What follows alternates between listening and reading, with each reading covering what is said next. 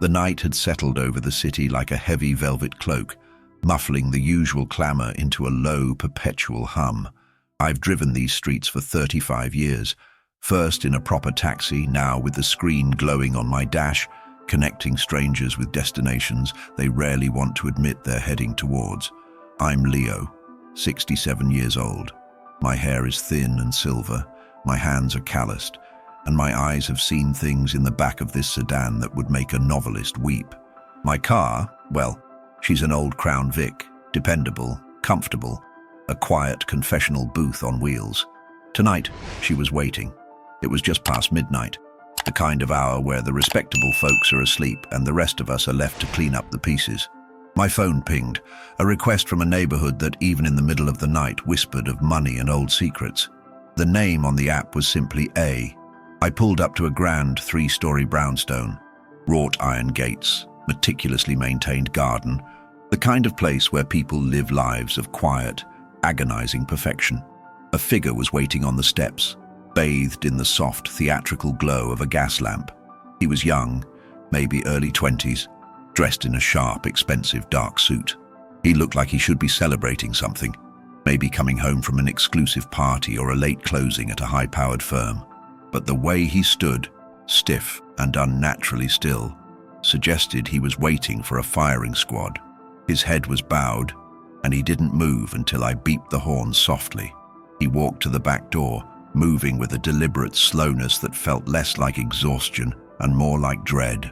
When he opened the door, a rush of cold night air filled the cabin, and with it, something else, a faint, almost imperceptible scent of old roses and something acrid, metallic. I turned on the overhead light briefly, just enough to see his face. He was pale, startlingly so, with eyes that looked like they were staring at a point 1,000 miles away. They were red-rimmed, but the exhaustion was deeper than just a lack of sleep. It was the look of a soul that had just wrestled with a truth too heavy to carry. "Good evening," I offered, my voice a low rumble, keeping it neutral. I find that the most profound confessions happen in silence, but a simple greeting sets the stage. "Where are we headed tonight?" He slid into the seat, settling in with a small, shuddering sigh that seemed to deflate him entirely. He didn't fumble for a seatbelt. He just leaned his head against the window, pressing his forehead against the cool glass as if trying to soothe a raging fever inside. "Take me home, please," he whispered. His voice was soft, educated but brittle, like thin glass. I waited. The address field on the app was blank, something that sometimes happens with last-minute changes or poor signal. But coming from this location, it was unusual. I needed a street address to start the meter properly to navigate. "Sure thing, son," I replied gently. "Can you just confirm the street and number for me?" He lifted his head then, and his eyes met mine in the rearview mirror. They held a raw, exposed pain that instantly tripped a wire of concern deep within me. I've learned to distinguish between a bad day and a broken life in the space of a heartbeat. This was the latter. "I'm sorry, driver," he said, clearing his throat.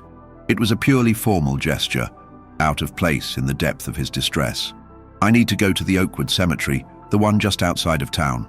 My hand froze on the gear shift. The Oakwood Cemetery, I know it well. It's an old, sprawling place, beautiful in a somber Victorian way, full of marble angels and ancient oak trees.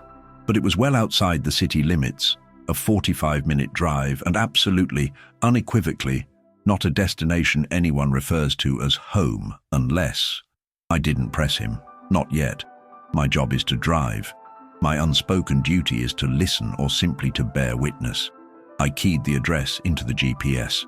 "Oakwood Cemetery, got it," I confirmed. The GPS, calculating the long route, gave a slight metallic ping, a jarring digital counterpoint to the heavy existential silence that had descended upon the car. I pulled away from the curb slowly. The great brownstone receded into the darkness, a majestic, indifferent stone edifice leaving its secrets to the night. We drove in silence for the first 10 minutes. It was the heavy kind of silence that precedes a storm, where the air pressure drops and everything feels charged and dangerous. I watched him in the mirror. He pulled a handkerchief from his sleeve, a crisp white linen square, and pressed it momentarily against his eyes, but no sound escaped him. It was a silent, internal scream. This is the point in the ride where the emotional gravity begins to shift. My instinct, honed by thousands of rides, told me he wasn't going there to visit a grave. He was going there because he needed a place where his despair could finally breathe. He needed to confess to someone who was going to be gone from his life in less than an hour, someone who was paid to be a temporary presence. The city lights thinned out. We passed beneath the elevated highway, the rumbling traffic above us sounding like the distant, indifferent judgment of the world. He stirred, finally, adjusting his tie. A nervous, almost tick-like gesture. "It's a strange address, isn't it, driver?" he finally asked, his voice barely audible above the low hum of the engine. I kept my eyes on the road, maintaining the respectful distance of a professional, while opening the door just a crack to his vulnerability. People go where they need to go, son. Sometimes the destination isn't about where you arrive, but what you leave behind. That was the trigger. He took a ragged breath, the sound of it catching in his throat like a dry sob. He looked directly at the back of my head, and I could feel the intense heat of his gaze even through the darkened glass. The need to talk was now a physical presence in the car, an electrical charge building between us. The silence was over. The journey had begun. He was ready to start telling me exactly why the most final resting place in town felt like the only place he could call home tonight. He didn't answer immediately. He just stared, as if weighing the immense burden of his secret against the simple anonymity of a hired driver. The pause stretched, elastic and charged, until the need for release finally won. His shoulders slumped, and the expensive, sharp suit seemed suddenly ill-fitting, like a costume he was forced to wear. "It started tonight," he confessed, his voice dropping to a near whisper, forcing me to lean slightly forward to catch the words over the gentle whoosh of the tires on the highway asphalt. "But it feels like it's been building my entire life. Like I've been driving towards this cemetery since I was 6 years old and learned what the word disappointment meant to my father. I kept my gaze fixed on the endless stream of brake lights ahead, offering no verbal cue, just the steady, non-judgmental hum of the engine. The quiet presence of the car became the invitation he needed. "You saw the house," he continued, a brittle laugh escaping him. "That wasn't my house, not really. It was the house, the monument, the house of the Sterling legacy. My name is Arthur Sterling Jr. Doesn't that sound important? It sounds like destiny, like money, like a path pre-paved with success and privilege." He spat the word privilege out as if it were poison. "My father, Arthur Sterling Sr., he built that empire. Real estate, development, skyscrapers that pierced the clouds. He gave me everything. The best schools, the finest clothes, the expectation of being his successor, his carbon copy. He didn't just want me to take over the business. He wanted me to be him, to walk the same steps, feel the same cold, ruthless certainty he felt when he closed a deal." The bitterness in his tone was a sharp contrast to his refined appearance. It wasn't the petulance of a spoiled rich kid. It was the deep, weary resentment of a man who never had the chance to choose his own life. The emotional temperature in the car was rising, accelerating from simple sadness to a sharp, incandescent anger directed inward. Tonight was supposed to be the moment, the final hurdle. "My engagement party," he explained, the word engagement sounding like a judicial sentence. "Her name is Eleanor, beautiful, intelligent, from the right family, the kind of union that strengthens the Sterling portfolio, secures the legacy. A perfect transaction wrapped in a white dress and a diamond ring. Everyone who mattered was there, bankers, partners, competitors, all sipping champagne, watching the heir apparent secure his future." He paused, and I could feel the regret pooling in the silence. We passed a sign for the state park, the last flicker of wilderness before the road became purely utilitarian and isolated. I stood there under the shimmering chandeliers with Eleanor on my arm, and I felt nothing. Absolutely nothing, just the weight. The weight of the house, the name, the expectations, the 300 pairs of eyes assessing my value as a future CEO and a husband. I looked at my father across the room, smiling that terrible proprietary smile, and I realized I wasn't marrying Eleanor. I was marrying the spreadsheet. I was marrying the building contracts, He pulled the linen handkerchief out again, not to wipe tears this time, but to wring it between his hands, a futile attempt to expel the nervous energy coursing through him. I am not like him, driver. Not at all. I don't love the deals. I don't love the concrete and steel. I hate the cold, calculating detachment. I'm a painter. I've always been a painter. That's my truth. My real home is a cramped little studio downtown smelling of turpentine and oil paint, not that sterile marble mausoleum I just left. The revelation?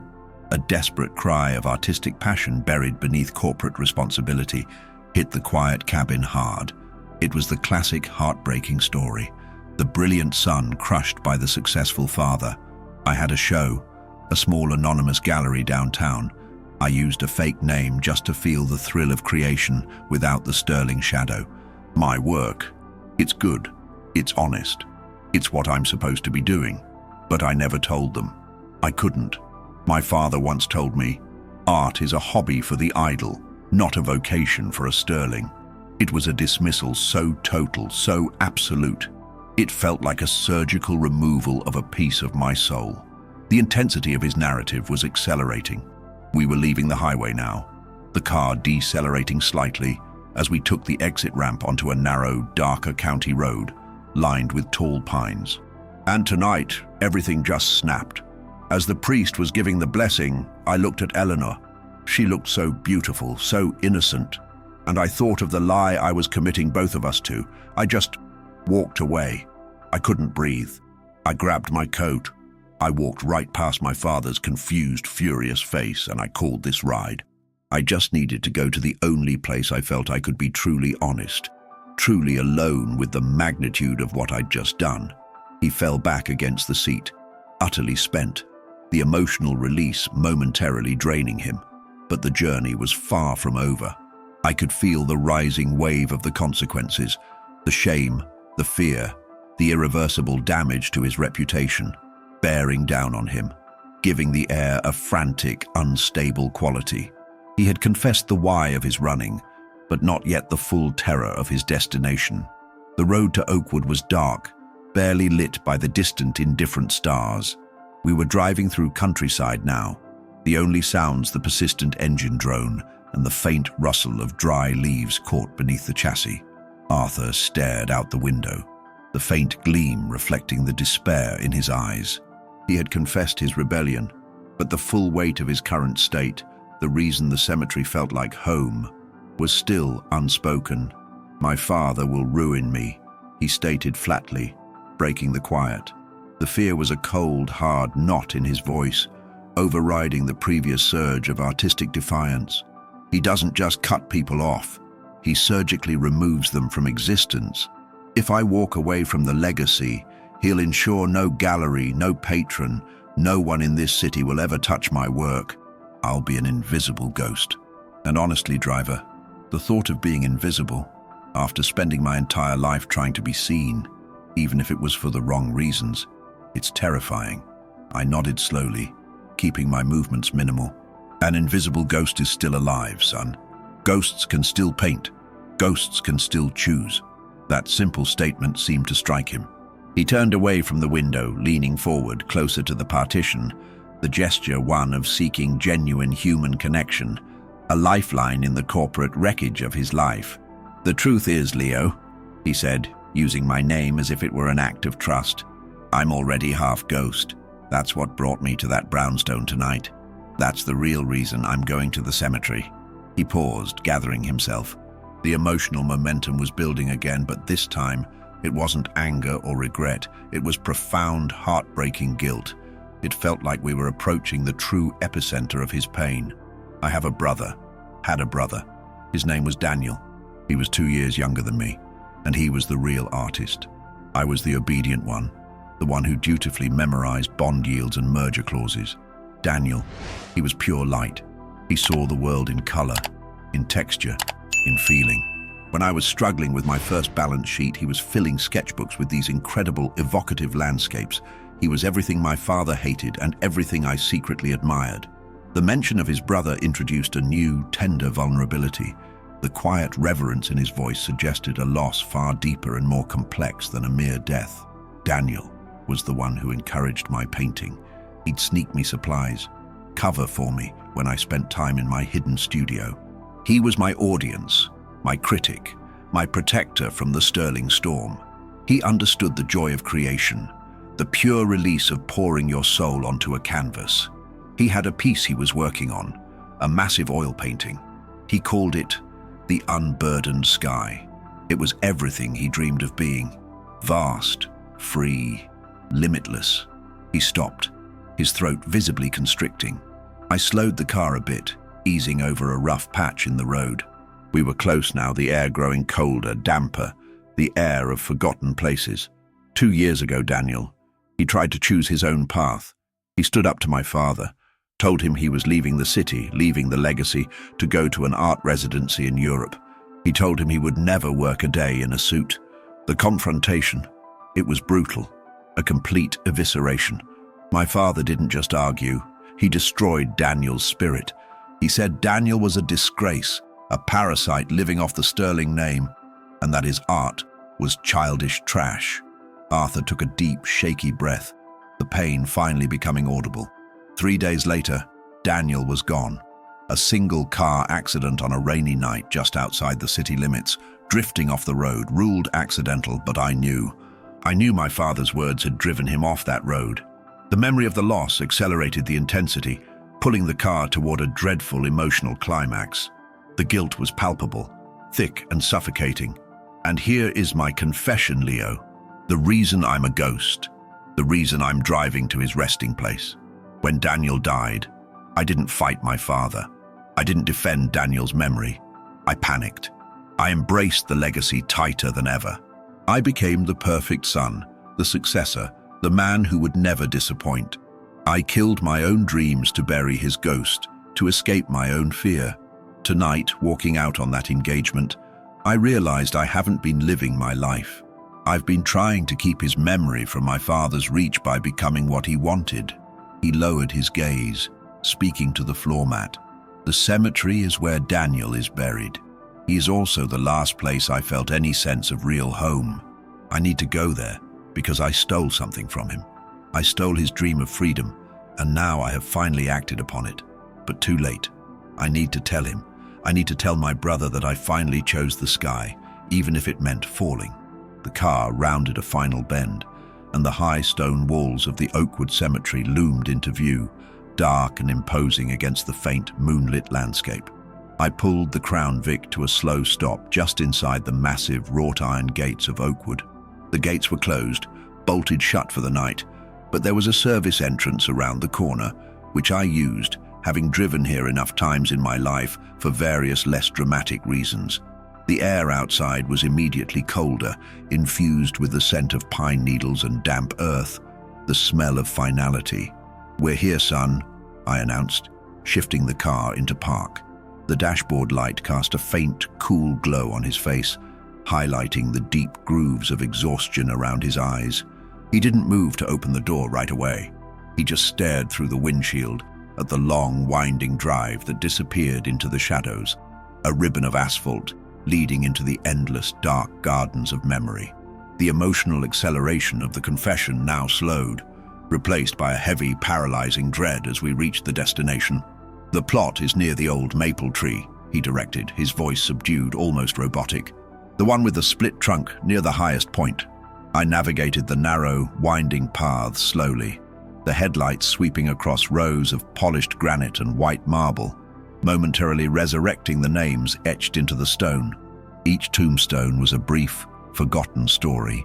We passed angels with chipped wings, Victorian mausoleums that looked like miniature houses for the dead, and simple, flat markers swallowed by the grass. Finally, we reached the top of the hill. It was a secluded spot, dominated by a magnificent ancient maple tree, its dark canopy a silent witness to generations of grief. Beneath it sat a modest, well-kept grave. I cut the engine. The resulting silence was absolute, a profound physical weight. Arthur finally opened his door. The sound of the latch clicking and the heavy thud as the door opened seemed deafening in the stillness. He stepped out onto the gravel, his expensive leather shoes crunching softly, the only sound in the vast, still landscape. He stood by the car for a moment, head bowed, before turning back to me. "I have to show you something, Leo," he said, his eyes begging for understanding. "Something I need you to understand about the life I left tonight, and the one I'm trying to start." He reached into the back of the car, pulling out a large, flat object wrapped carefully in a heavy canvas drop cloth. He handled it with a reverence that spoke volumes. It was not a suitcase of cash or a change of clothes. It was his true legacy. He carried the object to the grave, setting it down gently. Then, using the moonlight and the faint spill from the car's dome light, he began to unwrap it. It was Daniel's unfinished masterpiece, the Unburdened Sky. The painting was enormous, a riot of deep, passionate blues and blazing, untamed yellows. It depicted a storm breaking, not in chaos, but in a sudden, brilliant flash of clear, luminous space. It was powerful, visceral, and utterly free. The emotional trigger in the car went from dread to awe. A true moment of catharsis was approaching. "This is it," Arthur whispered, tracing the edge of the canvas with a trembling finger. "He was painting this when he died. I snuck it out of the brownstone tonight. It was hidden in the attic. My father can destroy everything else, but he can't have this." This is the only proof that Daniel existed outside of the sterling ledger. He knelt by the grave, the heavy fabric of his suit pooling around him on the damp ground. He was no longer the frightened heir. He was just a grieving brother. "I was never meant to be a master of the markets, Danny," he began, talking to the cold stone as if his brother was standing right there. "I was meant to be a custodian of this. I've been driving towards your freedom all my life, and I finally hit the brakes tonight. I walked out on the party. I walked out on the perfect life. I chose the uncertainty, the poverty, the fight. I chose you." He was weeping now, not the quiet, internal tears from before, but wrenching, guttural sobs of profound release. The pent-up sorrow of 2 years, of hiding his true self and his brother's memory, was finally spilling out onto the sacred, silent ground. "I know what I have to do now," he gasped, wiping his eyes with the back of his hand. "My only chance to truly honor your dream, to truly earn my own freedom, is to finish this. Not just for me, but for the world you were robbed of. I have to find your sky, Danny. I have to paint it." He looked up at the great maple tree, its branches skeletal against the sky. The finality of the destination had forced him to confront his failure, but also to recognize his true purpose. The emotional wave was cresting, turning grief into a desperate, focused determination. He was ready to leave the sterling name and become a ghost in the world, so he could truly live as Arthur, the artist. Arthur remained kneeling by the grave for a long time, the massive canvas of the unburdened sky resting beside him like a shield and a monument. The raw, desperate sobs subsided into quiet, cathartic breathing. The silence returned, but it was a different kind of silence, not charged with dread, but heavy with resolved finality. He had made his confession, he had faced the ghost of his brother, and he had claimed his path. I sat in the car, patiently watching the rearview mirror. My role as the silent witness was almost complete, but I knew the ride wasn't over. He hadn't just come to the cemetery to unburden his soul. He needed a place to go next. A painter needs a canvas, a brush, and a hiding spot. Finally, he stood up. The movement was slow, deliberate, the movement of a man shedding a heavy skin. He picked up the painting, rewrapping it carefully in the canvas cloth, securing his only true inheritance. His suit was dusty and creased, but the man inside it was visibly altered, lighter perhaps, but certainly more fragile and fiercely determined. He walked back to the car and slid into the back seat, closing the door with the gentle thud of someone who's no longer running, but relocating. "Thank you, Leo," he said, his voice husky but firm. "You have no idea what it meant just to say that out loud, to have a human ear, a non-sterling ear, hear the truth." "It's the night for truth, son," I responded, turning the key in the ignition. The engine came to life with a comforting rumble, a sound of continuation. "So what's the next address? Where does Arthur, the artist, live?" He smiled slightly, the first true, unguarded smile I had seen all night, a mix of fear and exhilaration. The emotional tide was accelerating once more, shifting from relief to a frantic, necessary planning phase. I have a studio, or I did, he explained, leaning forward, the urgency returning. It's in the industrial district, over by the old rail yards. I rented it under a different name, Daniel. I haven't been there in 6 months, not since the engagement talks got serious. I have supplies there and a small cot. I need to get there before dawn, before my father's people realize I'm not just hiding in a hotel room. He gave me the exact address, a gritty, anonymous warehouse number that stood in stark contrast to the brownstone we had left hours ago. I keyed it into the GPS. The route was long, traversing back through the city's underbelly, a symbolic journey from wealth to work, from marble to concrete. As I pulled out of the cemetery gates and back onto the winding road, Arthur began to detail his plan, the artist's desperation fueling his strategy. I have a few things. A small emergency fund, cash I pulled out of an obscure account over the last year, enough for maybe 3 months of supplies and food. I can't touch my credit cards or bank accounts. My father controls all of it. He'll freeze me out by breakfast. I need to disappear completely, Leo. Not just from the house, but from the network.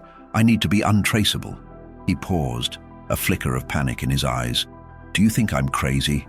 Throwing away everything, the security, the future, the name, for a canvas? You're not throwing it away, son. I corrected gently, accelerating onto the main road. You're choosing what you keep. You're choosing your sky. The fear you feel now is the cost of admission to your own life. That seemed to settle him. He leaned back, his eyes fixed on the canvas package beside him. He began to talk about the painting again, describing Daniel's technique, the boldness of the colors, the challenge of capturing the final unpainted section, the moment the storm gives way to pure light. He was no longer running from something. He was running towards the task that defined his future. He reached into his jacket pocket and pulled out a small, heavy object. It was a tarnished silver locket on a simple chain. This was Daniel's. I took it tonight too. It's the only thing that felt real in that house. He held it tightly in his palm. I'm going to use my false name, Daniel, for the rest of my life. I'll paint for both of us. If I fail honestly. But I have to try to finish that sky. As we drove through the dark, silent streets leading toward the forgotten industrial zone, the rising emotional urgency was the necessity of immediate action. The need to establish sanctuary before the sun rose and the consequences of his dramatic departure became reality. The heavy stillness of the cemetery was replaced by the low, continuous pulse of determination, a slow, steady burn of purpose. The drive to the industrial district was a long, silent passage through the city's sleeping veins. The emotional curve was now gently decelerating, moving from the frenzy of decision to the quiet certainty of resolution. We passed massive, silent warehouses, train tracks glinting in the faint light, and concrete structures that dwarfed the brownstone Arthur had fled. This was a landscape of labor and anonymity, a true sanctuary from the gilded cages of wealth. I navigated the final confusing maze of service roads, the GPS confirming our arrival at the dilapidated brick building Arthur had specified. It stood alone, unremarkable, exactly the kind of place where a person could disappear and reinvent themselves. I stopped the car right beside the solitary steel door that marked his studio. The engine idled, a low, comforting vibration in the cold morning air. This is it, Arthur confirmed, looking at the door, not with dread, but with a quiet sense of homecoming. The address was harsh, unforgiving, but it was his. He reached for his wallet, his hand movements now steady. Thank you, Leo. I know this was more than a fare. How much do I owe you for the ride? The meter says $87.50, son, I replied, keeping my tone strictly professional, maintaining the final barrier between confessor and driver. But the confession, that one's on the house. He looked at me, a flash of genuine human warmth in his eyes, a stark contrast to the cold, vacant stare he'd had when he entered the car. He pulled out 2 crisp $100 bills. Keep the change, Leo. And thank you, truly. You were the only honest man I talked to tonight. He hesitated, clutching the locket in his left hand. If you ever hear the name Daniel, maybe a few years from now, attached to a painting, know that he finally finished his sky. I met his gaze in the mirror. I'll look for it, Arthur. And when you paint that sky, Make sure it's entirely your own, not your brother's dream, not your father's nightmare, just yours." He nodded, a gesture of solemn acknowledgement. He gathered the painting, the huge, wrapped canvas, a difficult, awkward burden, but one he carried with fierce pride. He opened the car door one last time, letting in the sharp, metallic air of the rail yards. He stood outside the car, taking a deep breath of the cold, smog-tinged air, the air of his new freedom. He looked back at me, a stranger who now knew the map of his soul better than his own father did. "Take me home," he had said. The journey was over, not at the cemetery, but here, at the steel door of his own making. I watched him struggle briefly with the key and the heavy painting, the sound of the tumblers turning loud in the pre-dawn quiet. He pushed the door open, disappearing into the dark, dusty interior of the studio. The door clicked shut, the sound a decisive period at the end of a long, terrifying sentence. Arthur Sterling Jr., the heir, was gone. Daniel, the artist, had arrived. I sat there for a minute, the car idling, letting the quiet settle back into my bones. My job was done. I put the car in drive, pulling slowly away from the warehouse, leaving the silence and the secrets behind me. I drove out of the industrial district and onto the main road, heading towards the city center, where the sky was just beginning to bruise with the first pale, hopeful light of morning. The stories in the back of my car rarely have neat endings, but this one felt different. It was a beginning, sharp and uncertain, but honest. I glanced at the $200 bills on the passenger seat. More than enough for the fare. A fair price for witnessing a man choose his own soul over his inheritance. The sun was coming up. Another day, another round of pings on the app, another chance for a stranger to get into my car and tell me exactly where they need to go, even if they don't know the address yet. I drove on, an old driver, ready for the next confession, the next midnight ride toward an unknown dawn.